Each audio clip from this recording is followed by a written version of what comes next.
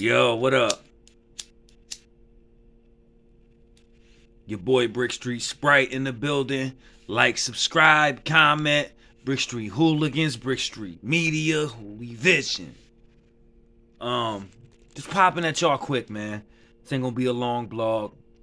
Just wanted to pop at y'all because I saw that the Ultimate Rap League, URL, you can't copy respect. You know, the world's most respected battle arena has filed a lawsuit claiming RBE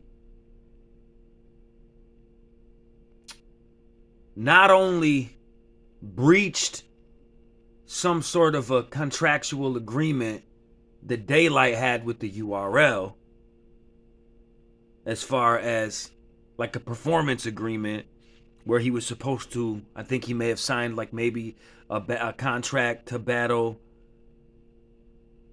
around on the URL around the same time as Max Out 2, where he battled King Los on RBE. So they're saying RBE knowingly and willingly influenced or convinced Daylyt to breach his contract and sign another contract with RBE while under contract with the URL.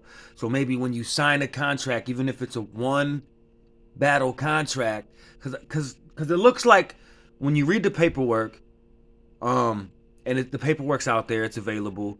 It looks like the URL was under impression that, and I think what it looks like is that Daylyt signed a contract to battle on Summer Madness this year in September. So maybe their contracts are structured so that if you sign a contract to battle and the battle hasn't happened yet, you can't sign another contract until you fulfill that contractual agreement with URL. Contracts are all about how they're structured. I would have to see the URL contract, but I think that's what it sounds like when you look at the paperwork. Now,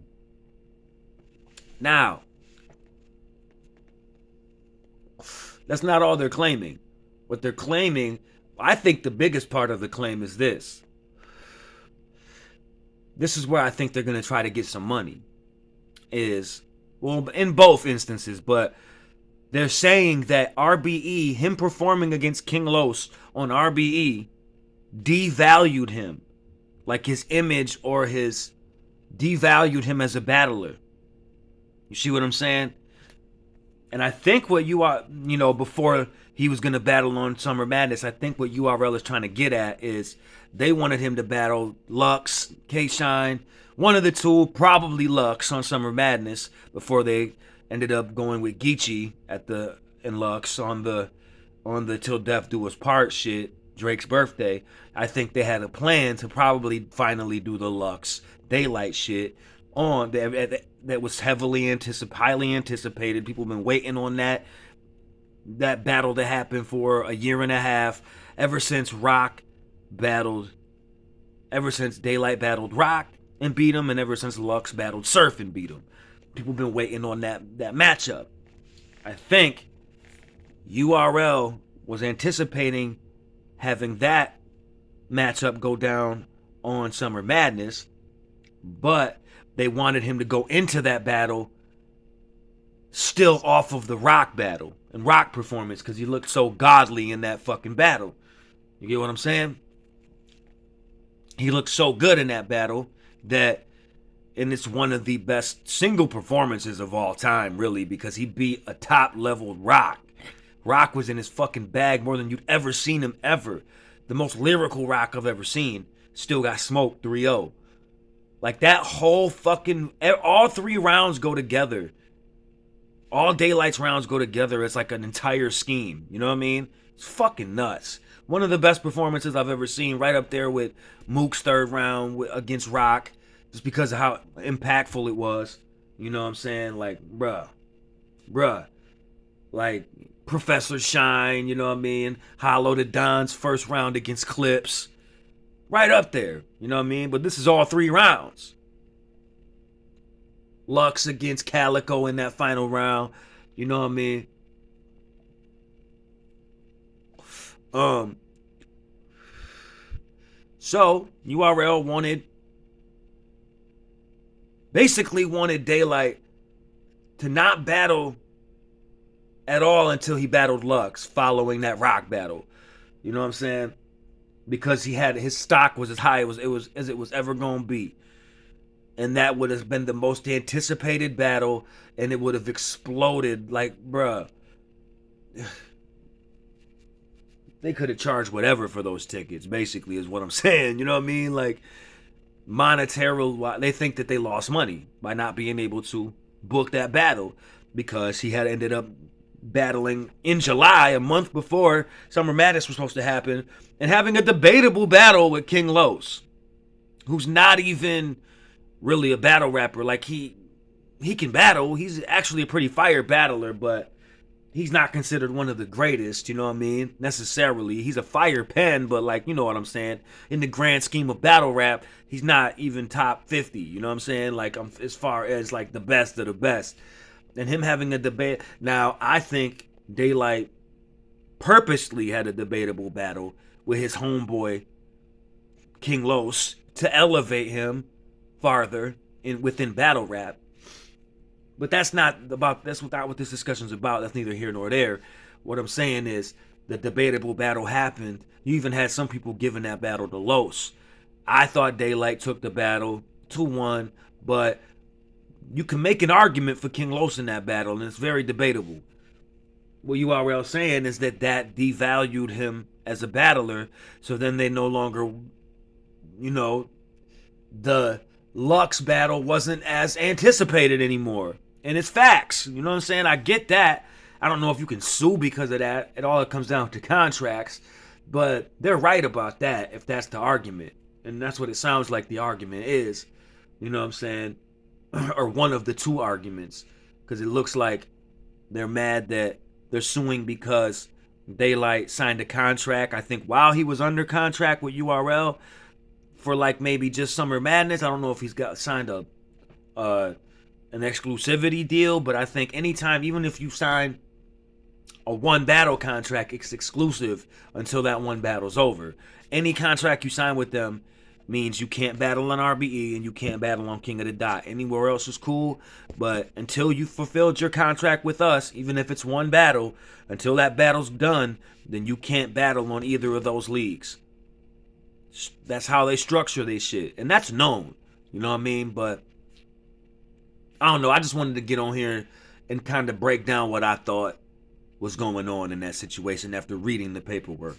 You know what I'm saying? But now they're saying that not only did he sign a contract with RBE for Max Out while he was supposed to be under contract for Summer Madness, they're saying that battle devalued him as a battler. You know what I'm saying? So that Lux battle wasn't as anticipated. And that's facts. If he would have been coming off of that Rock performance, it would have been the biggest. And then Lux coming off of the 30 of Surf, whether it was because of Surf or not, you know what I mean? Lux still 30 Surf regardless. So they're both coming off of 30s, you know what I'm saying? So both of their stocks Lux is still up here. Now if you tried to book that battle, it's not the same now. After Lux loses to Geechee the way that that's, to me, that's debatable. You know what I mean? I'm not going to get into that. Whoever you had winning, you know what I'm saying? Because I think, I had Lux winning that battle against Geechee. But I don't, I guess I'm I still look at it as battle rap, not battle performance or not. I thought the bars in the first 2 rounds out of Lux were better. The material was better. You know what I mean? And I didn't think the stumbles or whatever in the second round were significant at all out of Lux. Even if you give the 3rd round choke, whatever, major stumble, choke, whatever to Geechee. But that's not what this is about, man. A lot of people perceived him as losing to Geechee. You know what I'm saying? Whether you had him winning or losing. You know what I'm saying? My point is, a lot of people had him losing to Geechee. I think Geechee's one dimensional. Even Ward said it in the battle against Geechee, which he is fucking one dimensional. And it's a lot of filler in there and shit. With the EFB every fucking bar shit, he says a lot of shit that ain't even that fire, man. You know what I mean? Like, some of it is very fire. He's very good at what he does. But then other shit, you just like, y'all cheering for that? He just called him a bitch. That's all. You know what I mean? But not getting into that. All I'm saying is the culture perceived him as losing to Geechee. Lux did. And after Daylyt had a debatable with Los, neither of their stocks are as high as it was after both of them 30'd their opponents at Gnome. At Gnome 10 or whatever it was. You know what I'm saying? When Daylyt beat Rock and Lux beat Surf. Both 30s. You know what I'm saying? So I get the argument as far as them both, as Daylyt being devalued. And now that Lux has been devalued, that battle isn't nearly as anticipated as it once was. I think it's still anticipated to an extent. People would love to see that battle still, I think. Two of the most fired pens, you know what I'm saying? But it's definitely not as anticipated as it was at the time, you know what I mean? Like, so I think that's the argument, man. You know what I mean? Let me know what y'all think as far as what the URL's arguments are and if they have an argument. Because we haven't seen any actual contracts. So, but I'm just breaking it down as far as what I think and what I'm perceiving it to be through the language in the court documents. You know what I mean? So let me know what y'all think, man. It's your boy, Brick Street Sprite. Like, subscribe, like, subscribe, like, comment, subscribe, like, subscribe, comment. I almost said contract. We talking about so many contracts and all that. But holla at me. Let me know what y'all thought, what y'all think is going down as far as this lawsuit. Give me your opinion. Let's have some dialogue. Holla at your boy. I'm out of here. 100.